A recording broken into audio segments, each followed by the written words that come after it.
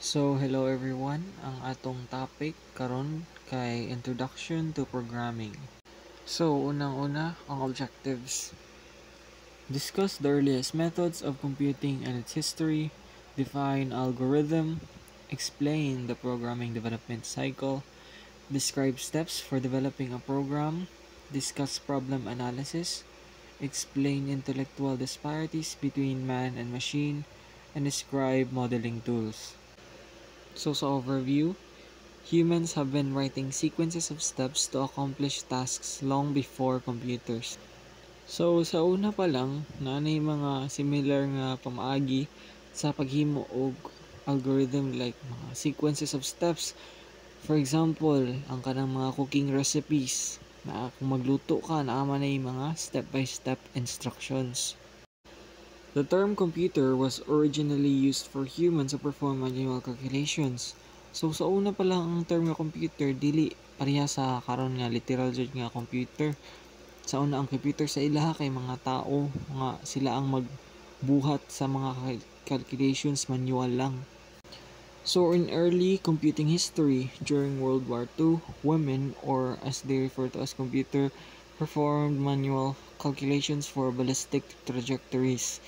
The advent of electronic machines led to the term computer being transferred to machines.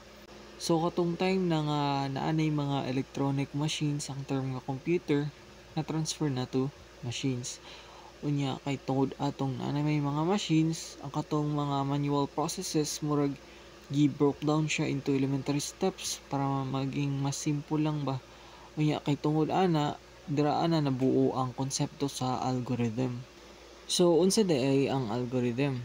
Ingon diri nga, ang algorithm is a step-by-step sequence of instructions to manipulate data and generate specific output. Once coded into a computer language, an algorithm becomes a computer program. Ang algorithm daw kay step-by-step sequence of instructions. Kung yung kog sequence of instructions, dapat ang imong gi-instruct sa iya kay tarong siya nga pagkasunod-sunod, dili lang kay bisag unsa lang nga instructions ang imong gihatag.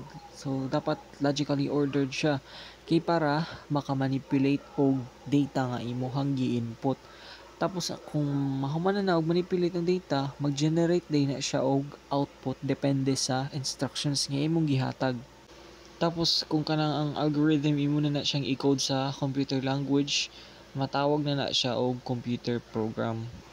Unsa naman pod ang computer program? Ang computer program is a set of instructions that tells the computer what to do step by step. It generates results based on input data and required output.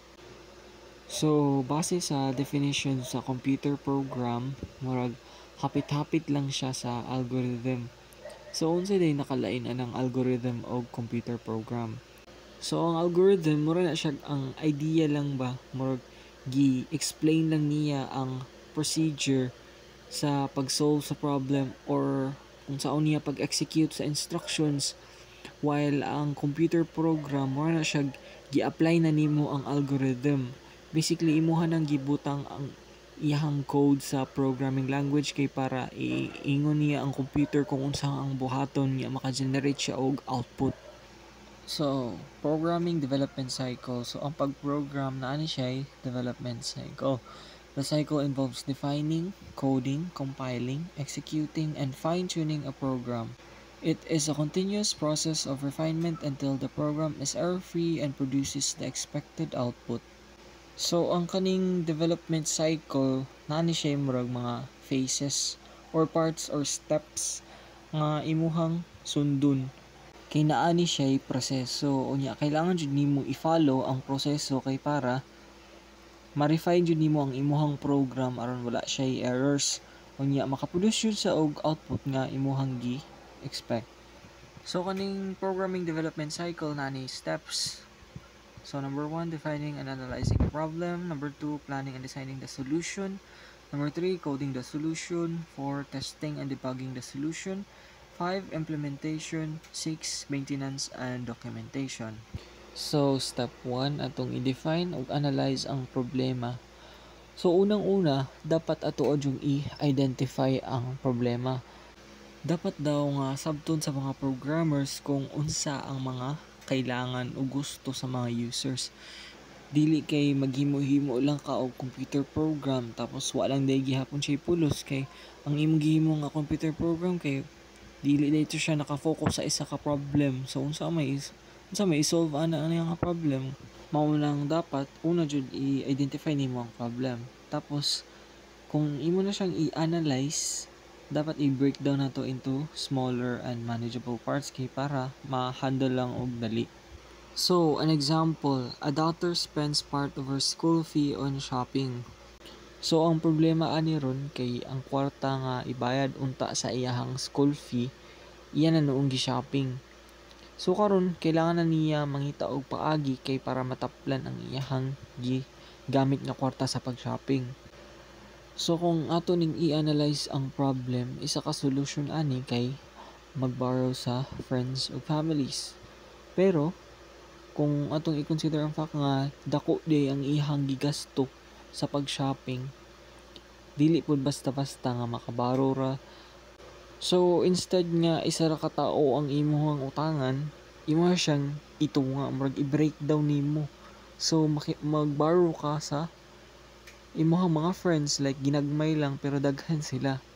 Then, step 2 is planning the solution. So, planning involves preparing action steps in a logical manner. A good plan reduces time and effort in writing programs. The plan is like a script that communicates the steps to the computer.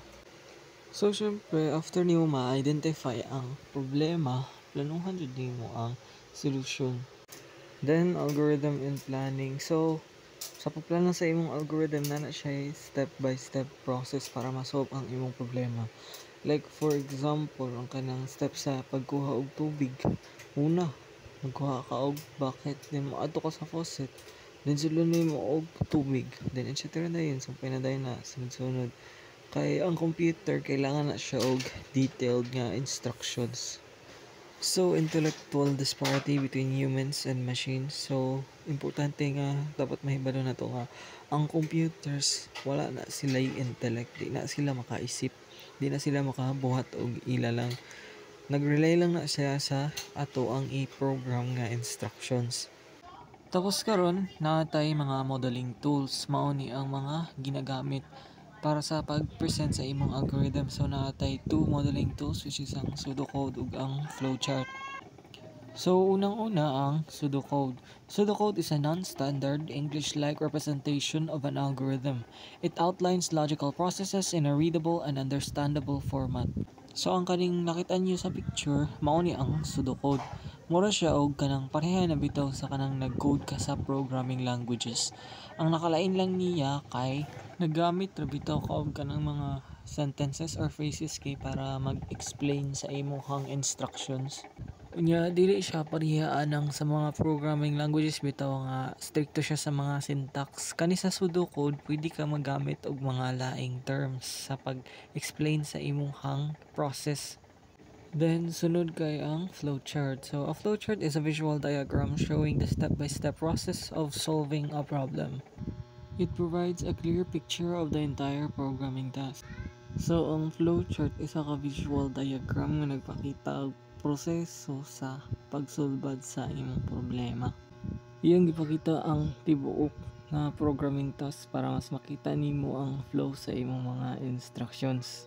So, step 3, coding the solution. Coding transforms the algorithm or flowchart into machine code using a programming language. After na nimo maplano ang imong solution, na kay idea kung saan imong buhaton, imo na tong i-apply ang solution sa pag-code gamit og programming language.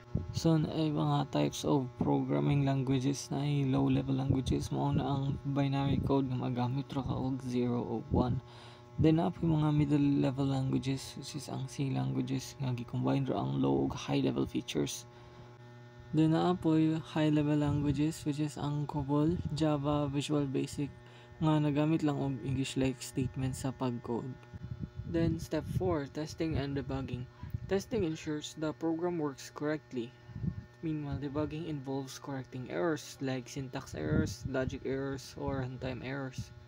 So after na nimo mag-code, kailangan na nimo i-test kay para imong i-check kung mugana ba siya Then mag-debug ka kay basig na ay mga syntax errors like na ay mga kulang signs or symbols nga dapat nimo ikuan or kailangan i-add. So i-check jud na nimo para ma-sure nimo nga mo-work jud ang imong program. Unya ang compilation process, so diri ana ay software nga mag-compile sa imong G-code tapos ma-translate siya into object code or executable code nga makapabuhat sa computer og result or like maka-generate siya og output.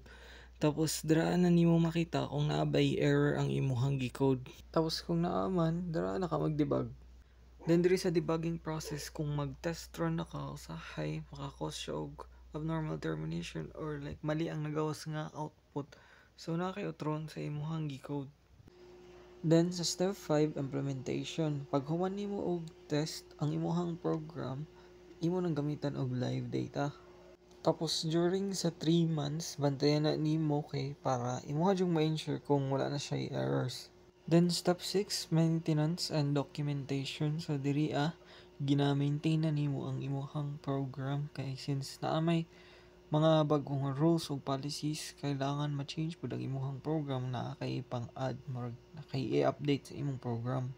Tapos sa documentation, murag imong i-store ang program logic murag na kay mga backup files ba, na kay data files for future references kay para kung kintahay na ay new programmer nga mo handle ana nga program na sila'y reference ato.